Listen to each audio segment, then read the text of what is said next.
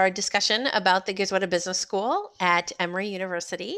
I am Libby Egnor. I am the Associate Dean for the BBA program, and I am so happy that you were able to join us and hear a little bit more about what your student might be able to study and how they can pursue business at Emory. So I will go ahead and take you through a PowerPoint presentation, and then I will be opening it up for questions, and I'll be monitoring kind of the questions as they come in.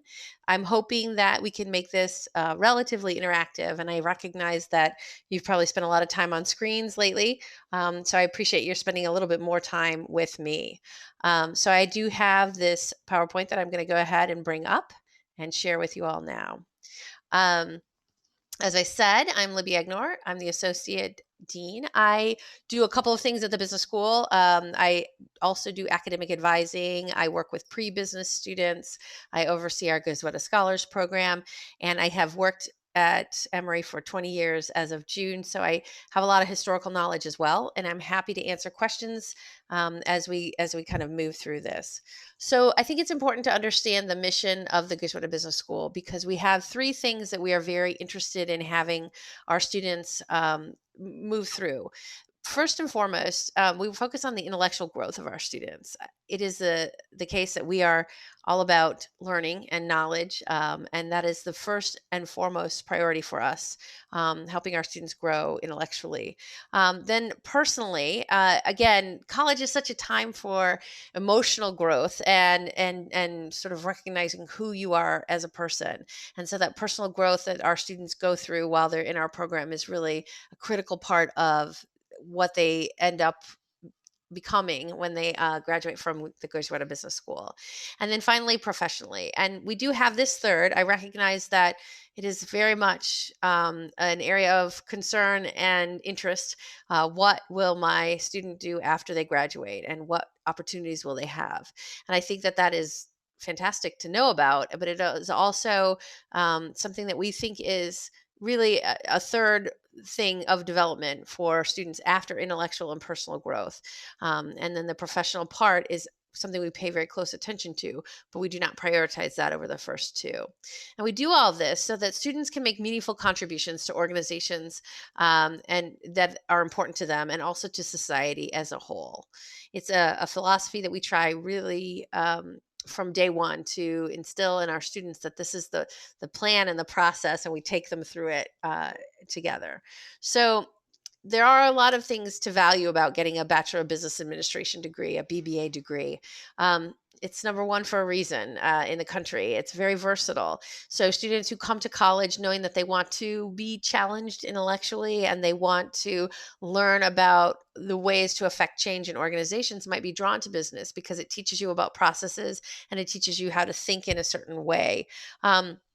But it's very much integrated with the liberal arts, because liberal arts education teaches you how to problem solve and how to think. And the best part about having a liberal arts education is that you get exposed to lots of different disciplines, and that helps you to be able to solve problems pulling from lots of different areas. And so we value the liberal arts as a foundation for our business education, so that our students can really use that diverse thought and exposure to lots of intellectual concepts to be able to solve practical applied problems once they are in the business world. We have a lot of applied courses for our students, and these courses include, real world experiences. We bring in guest speakers from all over the country and from here in Atlanta to talk about business problems and opportunities. And then we also have, the chance for students to go out and engage with the Atlanta business community. We also do a lot one-on-one with our students. A big part of the model for the business school is that students are assigned an academic advisor when they enter the business school, and they work with that person from the beginning of their undergraduate business education all the way through to the end, both for academic planning purposes, but also for that personal development, for that professional development.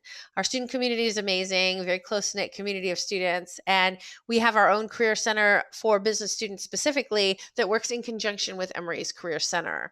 Finally, our strong alumni network and our high placement rates are both things that we like to brag about a lot. Our students are very loyal when they become alumni, and they go out into the world and do fantastic things, and then they convince the companies that they work for to come back and hire more business students from Emory. So those are all value adds, in my opinion, of why a student might want to do business. Um, what can my student do after business school? And this was the class of 2019. Our class of 2020 reporting out. We are still waiting for those final companies, but many of these companies that you see are places where the class of 2020 went as well. So, over the past 3 years, these are some of the organizations that are not banks or consulting firms, and we like to point them out because banking and consulting are among the most prominent placement opportunities for our students, and we have a high percentage of students going into those industries, but we do not only have students going into those industries. So what can they study at the business school? Our degree is broken down much the way many business degrees are. You take sort of a foundation level of core classes, and I'll go through what those are in a minute, but all students have to take those. And then you get to sort of go within those core areas. You get to go into an area a little bit deeper, so we call it an area depth. It's a little bit like a major within the major. Obviously, the major is business. You're getting a Bachelor of Business Administration, but within that, your depth, the area that you have specialized in, can be one of these 5 areas: accounting, finance, information systems and operations management, marketing, or strategy and management consulting. Students all have to pick at least one of those primary depths, and then they can also do a secondary depth in things like analytic consulting, entrepreneurship, international business, real estate, business and society, and students can also design their own secondary depth. Separate from that, we have what we call concentrations, and these are in conjunction with a college department or area. So, for example, our film and media management concentration, you can be a business major and pursue the film and media management concentration, or you can be a film studies major. And so students who are business majors will take some film studies classes, students who are film studies majors will take some business classes, and then all students will take a capstone class together for that concentration. The same is true for arts management, and that is open to business majors or dance, theater, music, or visual arts majors. And then we have the environment and sustainability management concentration for environmental science students or business students, and the health innovation concentration, which is again for the human health majors or for business majors. So I think it's a real testament to the integration of academic content that our 20% of our students earn a second major in Emory College. So students who come to Emory wanting to do business are also exposed to the liberal arts curriculum, and they may decide after they take, that first history class that, I want to major in history too. The ability to do both is the doors are open for students. So 20% can earn, 20% of our graduating class, I should say, earned a second major, and that was in Emory College. And then, of course, 56% of our students do more than one area depth. I think that is the nature of students today, is that they like to have lots of doors open to them. And I think that's certainly the case at the business school. Looking at our core curriculum, the functional core here is listed just to show you that we do have this sort of exposure in all the functional areas of business that I mentioned. And then we have what's called a professional development core. These are co-curricular classes. They are sort of sidecar, and they're applied. They're not academic. There isn't research necessarily being done in these areas, but rather it's things that we know students need to be successful in if they're pursuing business, and we feel is a foundational part of a business curriculum. So things like business communications, our professional development class, which teaches students basically how to do a job search. And that's a skill they'll use again and again in their lifetime. We have what we call junior seminars, where we list sort of a menu of choices for students to attend, anything from a dean speaker to a library training to an advanced Excel training. and they have to go to a certain number of these to earn the credit. With our senior seminars, we offer the opportunity for our students to hear from business leaders and community members here in Atlanta about a subject of expertise that they have. And it's really focused on sort of, again, the practical applications and not as much about the theoretical knowledge. And then finally, our senior capstone.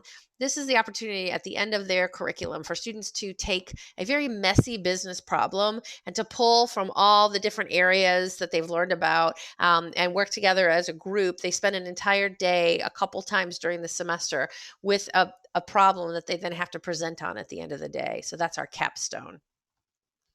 Um, these are the different academic focuses that we have at the business school, and I'll just take you through them briefly. Again, we have an accounting area depth that students can pursue, but we also have a master's program in our master's in professional accounting. So for those of you that are familiar with accounting, you know that to sit for the certified public accounting exam, you have to have met certain criteria. But we actually offer a joint BBA, Bachelor's of Business Administration, and MPA, Master's in Professional Accounting program. So if a student is interested in pursuing that, that's something that they can do while they are a student at Goizueta. We also have finance as an area depth, and this is one of our most popular area depths at the business school. We have a number of alumni working in the financial services industry. We have some amazing faculty doing research and teaching in this area, and as a result, students really gravitate to finance when they come to Goizueta. That is not to say that only students who are interested in finance can be successful at Goizueta, but rather to say if your student does have an interest in finance, they will be very well served. We have another area called ISOM, Information Systems and Operations Management.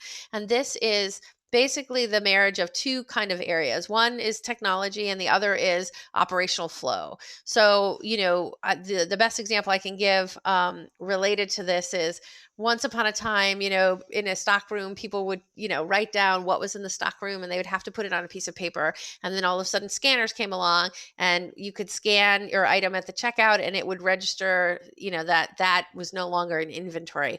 That is all part of what ISOM does. It's that how do we make things faster, smoother, more efficient? How do we take things from, the beginning of the assembly line all the way through to the end? And then how do we use technology to make that better, smoother, more efficient? I think it's a fascinating area of study. If you've ever boarded a plane on Southwest and you wonder why they board the way that they do versus by zones, that was an operational decision. And those types of thinking about things in that way, increasingly our students are really interested in this area. Marketing, of course, everyone has been marketed to their entire lives, so our students come with a lot of knowledge about marketing, but I think in recent years, the marketing analytics piece of this, thinking about how many clicks of a mouse does it take to convert that shopping basket to a sale? Could I incentivize you by sending you a free shipping coupon?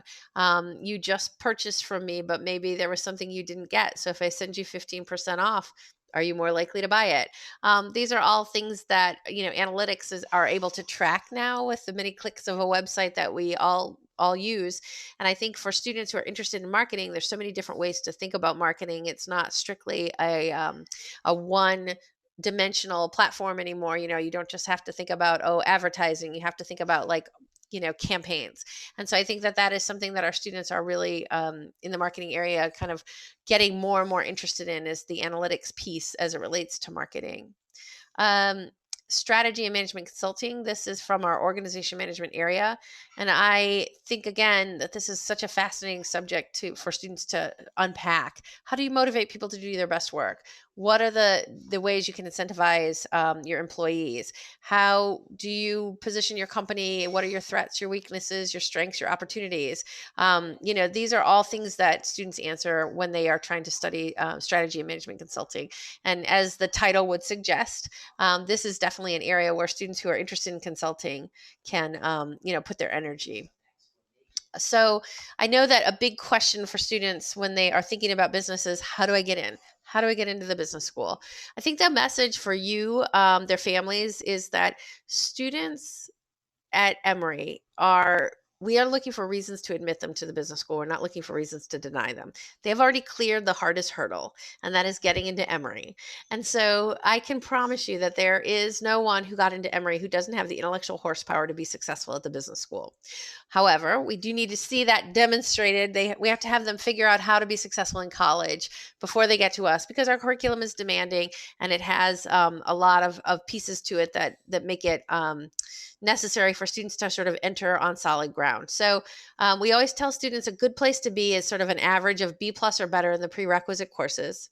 We tell students that they should take a wide range of courses. They should really explore their intellectual curiosities. Don't take a class because you think it'll look good for your business school application.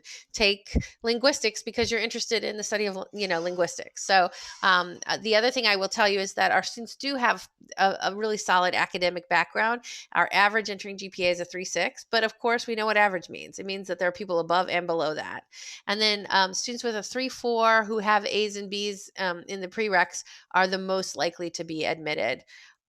We do put the caveat in that we will look at a verbal SAT if there's a lack of qualitative coursework. In other words, if your student hasn't taken anything but sort of quantitative courses, we might look at an SAT score for the verbal as a proxy, but we don't admit on SAT or ACT scores.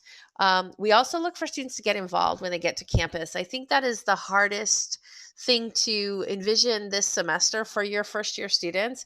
How will they engage? But we have been working all summer long with our clubs and our activities at the business school. And I know Emory College has been doing the same hard work all summer long to afford your student the opportunity to really buy into this semester and their college experience.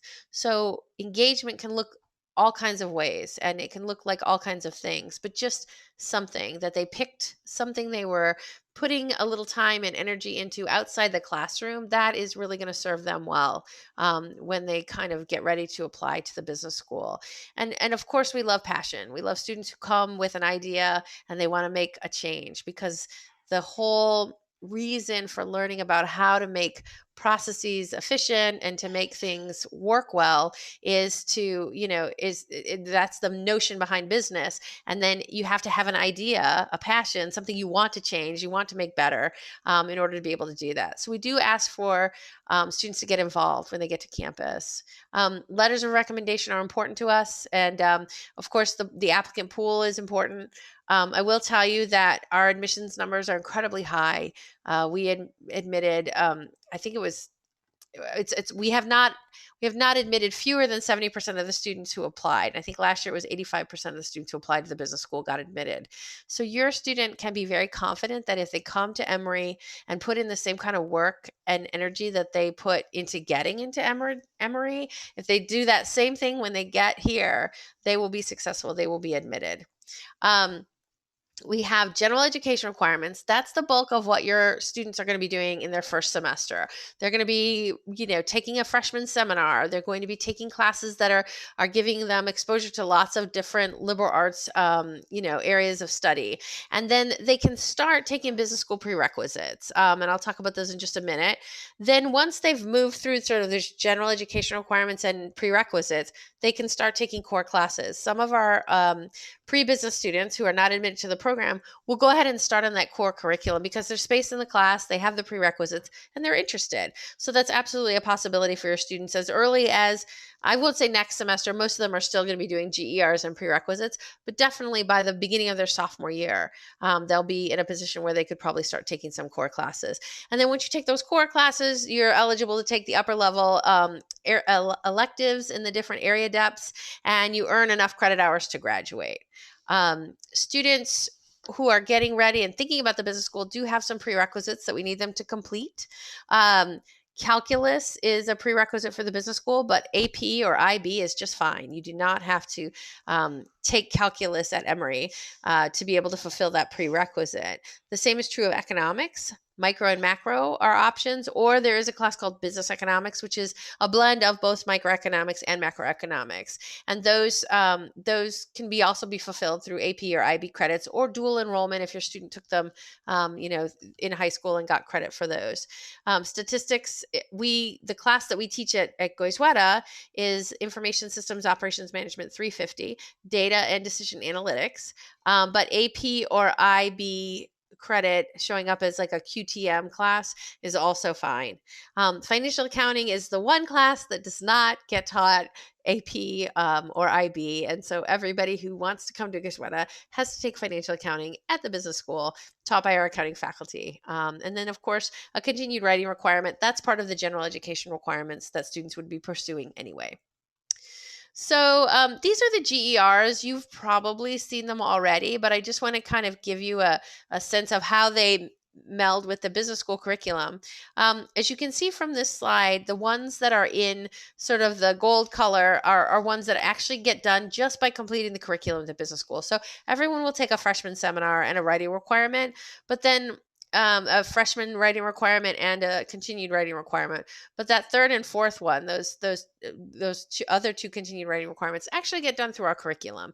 The same is true for history, society, and cultures. The classes, if you fulfill the requirements to get into the business school and then the requirements at the business school, you will automatically complete those two areas. For science, nature, and technology, students have to do a lab science in Emory College, but the non-lab science is actually a class that is taught in the business school. And the math and quantitative reasoning, of course, if you fulfill the calculus requirement, you fulfilled this general education requirement.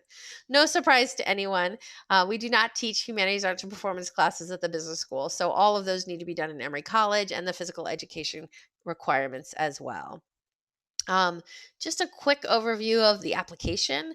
Online application form, photo, an essay. We also want your resume, and then we ask for an academic recommendation from a faculty member. This is important for students to understand, and we talk about it a lot.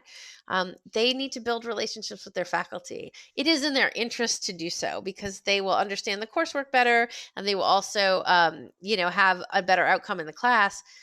But the secondary reason to do it, separate from a recommendation for the business school, is our faculty are amazing. And these are people who are doing research and studying and teaching in really interesting areas. So for the students to get to know them, that is why they came to a place like Emory, so they could have access to faculty. And the faculty are happy to engage. The byproduct of that is that they will also be in a good position to ask for a recommendation. And then we do ask for also what we call a service recommendation. This is where somebody who was part of the organization that they got involved with on campus, or maybe a campus job or something like that. This is where somebody could talk about them in a non-academic way. And we know that that can also be a really compelling recommendation for students to have.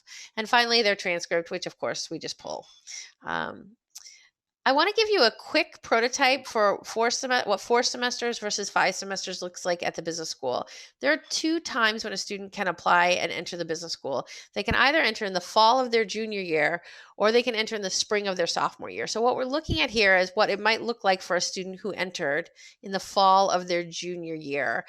They enter taking majority of business school classes, mostly those core introductory classes that I mentioned. Everyone taking business 365, which is business communications, and everyone taking that professional development class I referenced. But even then, students are still taking maybe a class in Emory College. This could be part of their second major if they've decided to go down the road of taking a second major, or it could just be a class they're interested in. It could also be a final sweep on GERs if they didn't get all their general education requirements done.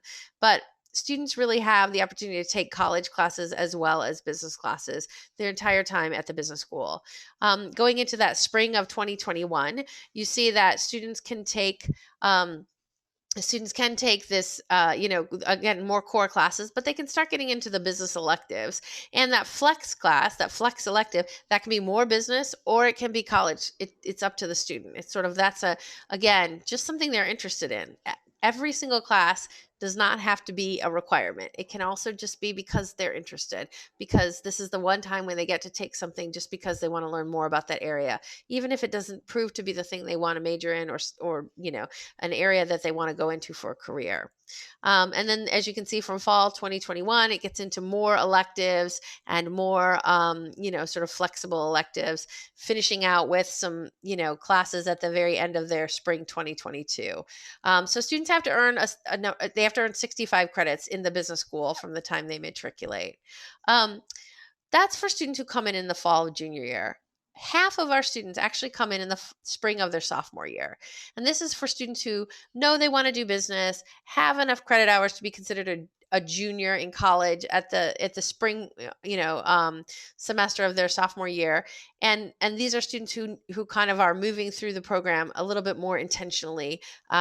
Many of you who are here probably have students who have expressed an interest in business. So your student might be one of the ones who is kind of ready to go a little bit sooner, and they start in the spring of their sophomore year. So for our spring sophomore starts this past spring, this is a slightly modified version. As you can see, they get to spread things out a little bit more. They have more opportunity to stretch the curriculum across 5 instead of 4, and they can take 4 electives or 4 classes most semesters instead of 5 classes. So for some students, that's a very attractive goal. If you have a student that wants to come in the second semester of their sophomore year, they should be coming to meet with us in pre-BBA drop-in hours. And that's something that we are going to be publicizing and talking about a great deal, doing a lot of outreach to students. And certainly I will give you contact information at the end of this presentation about how to get them signed up to come to those drop-in hours. The thing that I personally love the most about the business school and think is the most compelling argument for students to be a part of our program is the relationship that students get to build with their academic advisor. All of our professional staff have jobs like working in career management, working on study abroad, overseeing student life and leadership. And also all of our professional staff are academic advisors. And what that means is that from the minute your student walks through the door in our program, they're assigned this advisor who is basically on their team. That is the person that will get to know them. We'll work with them through a coaching process that we've developed. We've developed a 360 for those of you that have had one of these. It's like that circle around you where you're getting feedback from all kinds of areas. And we ask the students to send that out to the people who know them best. And then once we get the results back from that survey, we sit down with them for a full 60 minutes and we talk about what are your strengths? What are the areas where you could improve? What do you like? What are you interested in doing? What do you wish you'd already had the chance to do? What are your goals? Once I have a meeting like that with one of my advisees, I am a better advisor for them because I know who they are. I know their challenges. I know things that they want to work on. And then I can more effectively kind of help them navigate and choose classes. And I can help them navigate through the program. I can advocate for them if they're having a problem. I absolutely can celebrate with them when they have success.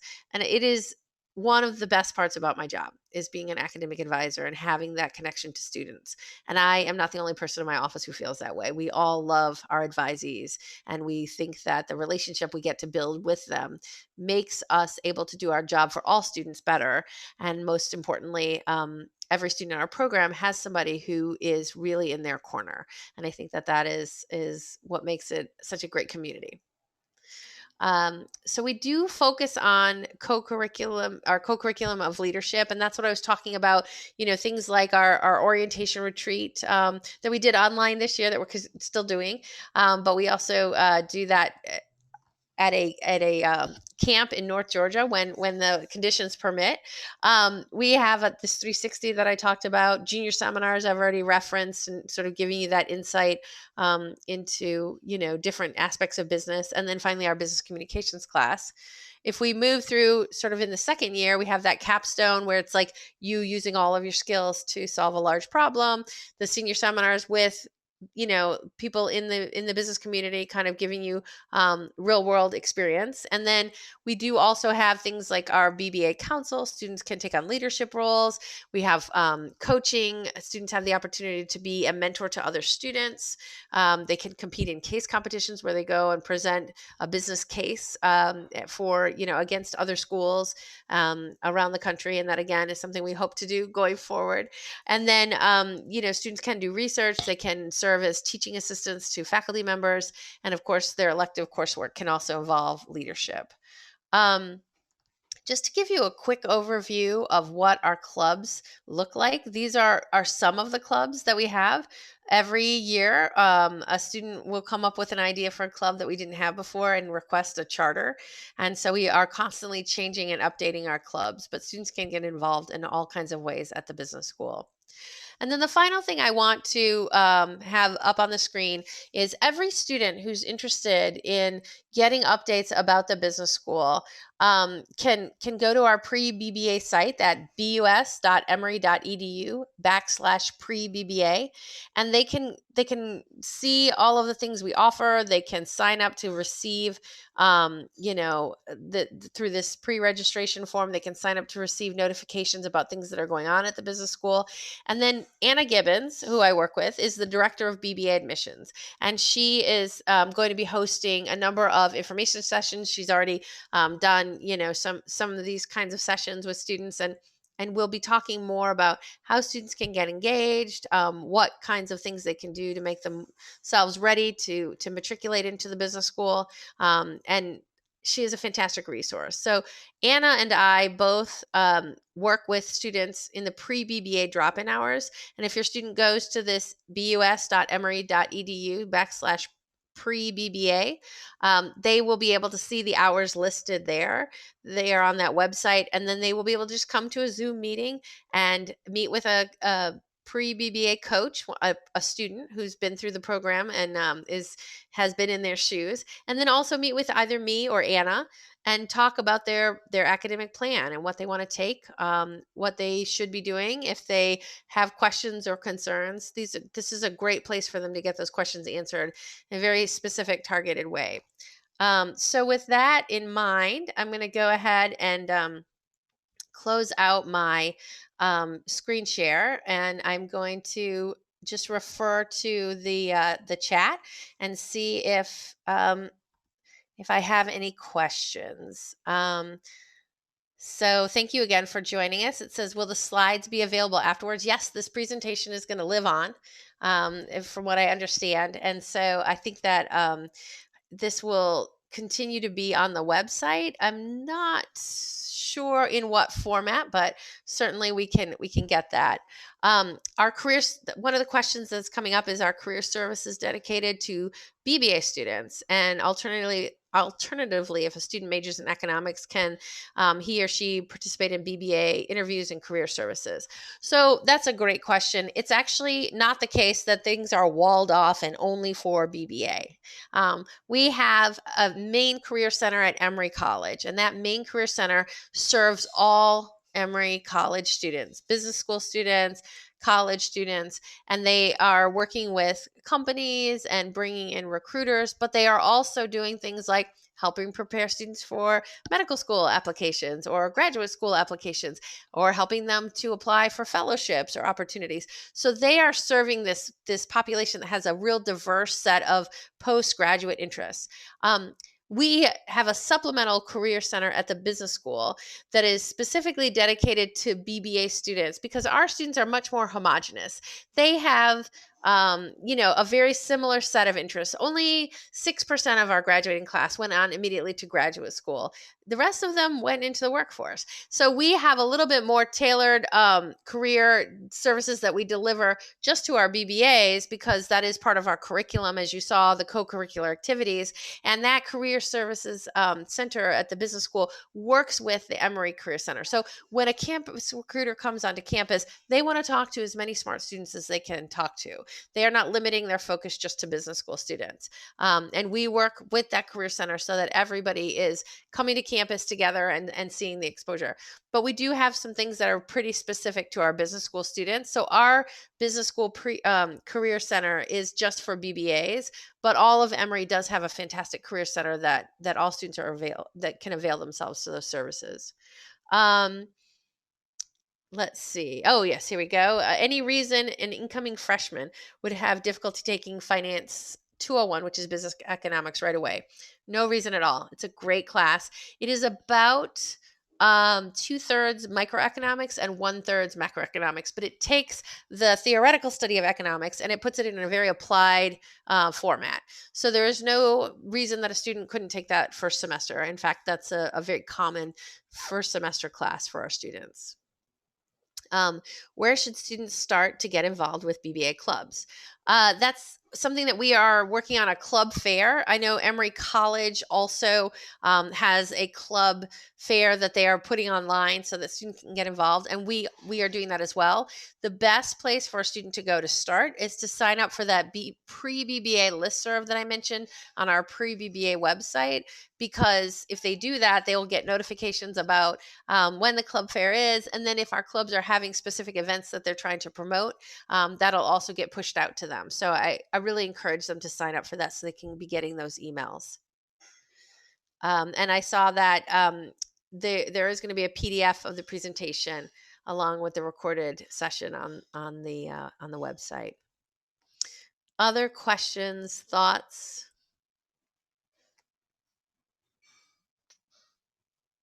All right. Well, I am so grateful to everyone who was able to join us today. I know that there's so many things to be thinking about with a student in their first semester. I hope you will encourage your students. Tell them there are people that want to talk to them at the business school, and all they have to do is find their way to us, and we will be more than happy to give them support and to talk to them about, kind of what's next for them. So I think with that, if there are no more questions, and I will check one last time, I think we are concluding our session today. Again, I'm Libby Agnor. I really look forward to working with your student, and I appreciate your time today. Thank you so much.